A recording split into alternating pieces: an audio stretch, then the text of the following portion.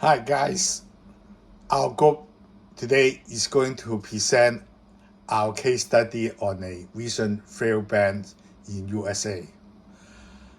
The band is called the Heartland Tri-State Band, situated in a small town, Elkhart, in Kansas. Our group consists of Calvin Lee and myself, Michael Choi, and Stanley Wong. Let us start with a picture here.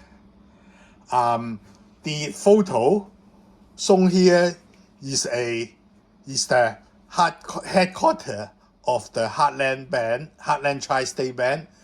We will call it Heartland or Heartland Band in this presentation. It only has 4 branches, and this photo is shown its headquarters, which is quite different from a typical USA band well known to us like City Band and JP Morgan and that sort of thing. And then we will share our study on what triggered the recent Heartland failure. Heartland is a community band in a small town in Kansas. For information, Kansas is ranking about 40th out of the 50 states in USA in respect of GDP. Not a very big state. And for this particular band, Heartland, its total asset toward the end of 2022 is about US dollar 140 million, and total deposit is 130 million, which put into context is equivalent to a few apartment nearby Hong Kong U Square. And it has 4 branches and 20 employees. And in summary, it is a small community band in a not very big state in USA. The band was shut down this year, July this year, after the CEO Shane Hannes is reported to losing millions of dollars in cryptocurrency scam. The incident blew up in early July 2023 when the CEO at the time approached one of his wealthiest customers with a very strange request. We'll come to that. And he asked that particular customer to borrow from him, to borrow US dollar 12 million for only 10 days, but with a very high interest rate, which is about 300% per annum.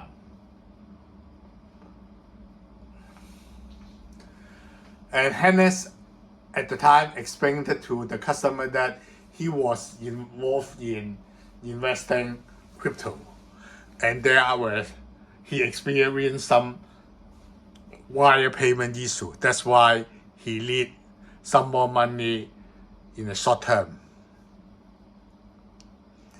With this very strange request, the customer rightly and smartly declined the request and reported this issue to the other member of the board in the band.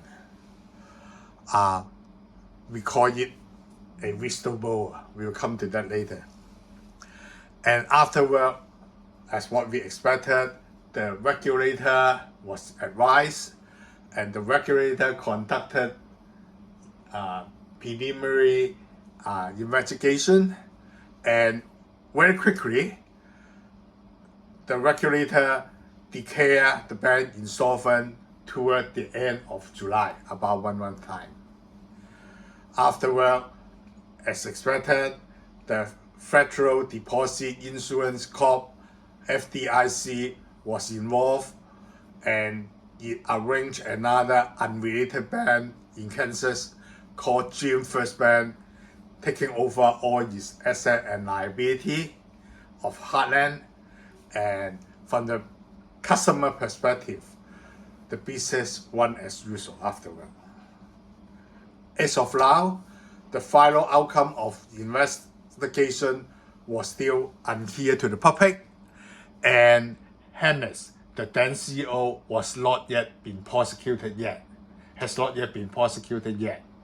and he still stay at home. Of course, he lost his job. And now we talk about a little bit more about the history of the band. The Heartland Tri-State Band, or the Heartland, is one of the only 2 community bands in the town. And as expected, it was involved heavily in local community fabrics, sponsor local events, providing financial assistance to those in need sometimes. And the CEO, the Shane Hannes here. Shane Hannes,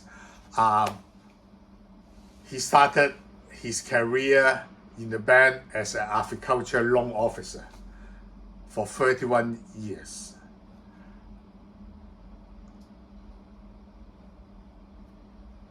And he took over as CEO of the band in 2011, that's 12 years ago. And he's now he was, at the time of the incident, he was the biggest shareholder of the band. Together with his family, he held about 77% stake of the shareholding. And he's the chairman of the Kansas Banker Association, a member of the local school board. In short, he's a local celebrity in Elhartstown. And of course, he now resigned all those public positions after the event.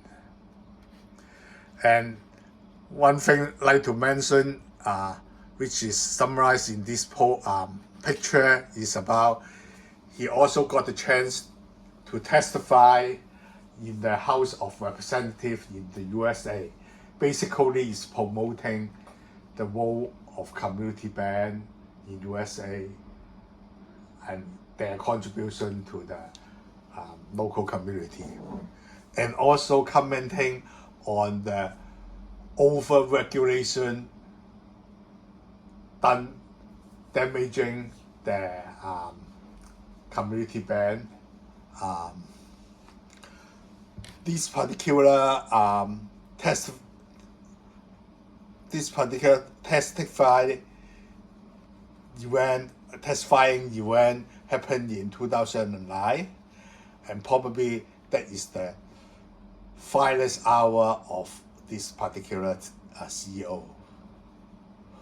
And now I will pass the forum to Kelvin to talk about more sophisticated analysis of our study. Thank you, Michael. I'm Kelvin Lee. I am going to talk about Heartland Tri-State Band failure, and with some figures, objective figures, and also try to analyze the similarity of Heartland's failure with other recent failed bands in USA. As you can see here, I released 4 failed bands in this year, 2023, in USA. Silicon Valley Band, Silver Gates Band, Signature Band, and Heartland Tri-State Band. Our study, the band we are studying. As we can see, we list the total asset and total liability for each band. The biggest one is about 210 billion in total asset, and the smallest one is our Heartland band, which is about 139 million, not billion, and similar trend in deposits as well. As you can see, in respect of the size, total size of the bands, the 50th failure band, Heartland is the smallest. We are talking about millions in total size for Heartland, while the other 3 bands, we are talking about $1 billion in their size, which is very different.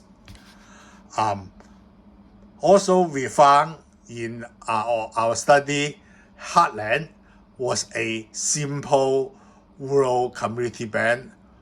There's no hints whatsoever. We found the band was involved in sophisticated products like definitive so far. And that's why we believe the heartlands contain contagious and systematic risk to the financial market is low.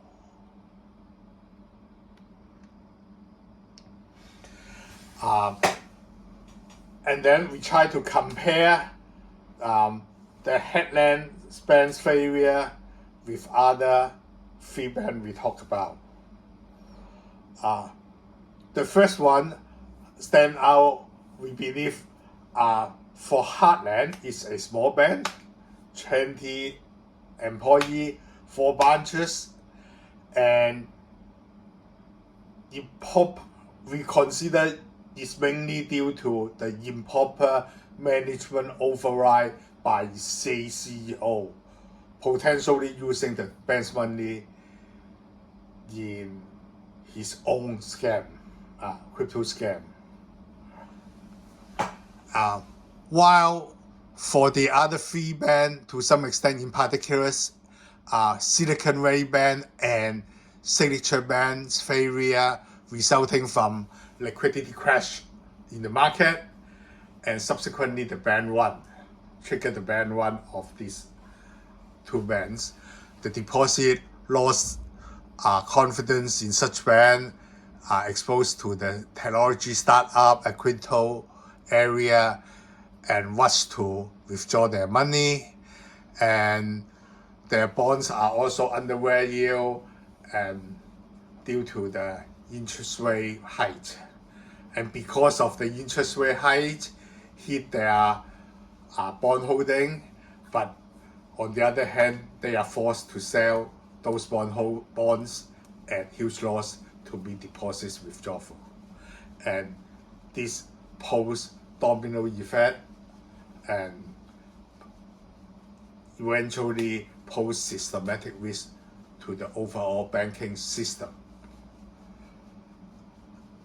Silvergate is similar, and on top of that is also exposed heavily to the crypto space, like FXX failure, the famous FX failure, and also some malpractice in the anti-money laundering measure due to insufficient share on the compliance check on the transaction as well as the customer profile. On the other hand, in our study, we believe Heartland died due to different causes, which is, as what we said, improper management override by the CEO mainly. That's why there are cause of that for Heartland, and compared with the other failed bands are very different. Here is the lesson learned we consider. We got Heartland small bank. As a small bank, it is inherent for management override malpractice, which is not only banking but for other businesses as well. In particular, for this CEO Hannes, he has been working with the bank for 31 years, and he started his career rank and file as a loan officer to the CEO. He knows in and out of the bank and the local community. Given the bank is also very small, that is naturally allowable for senior management like the CEO to have management override in property. But on the other hand, we also found in this study that whistleblowing culture in this bank works. The whole issue, the whole instance was surfaced because a wealthy customer triggered the whistleblowing, as we discussed earlier. And in summary, we consider probably there are insufficient management check and balance in the bank, corporate governance structure, and internal control system structure. But on the other hand, the reason whistleblowing culture works in this bank. While the failure of the other three banks are partly due to crypto meltdown in 2022, but their nature is different from Heartland. Heartland is more related to management malpractice or override, which is inherent risk of banking business, not specific to crypto scam. Management override could happen everywhere: fund manipulation, approval of improper loan, and that sort of thing. Right. And now I will pass the forum to Stanley Wong, to talk about whistleblower.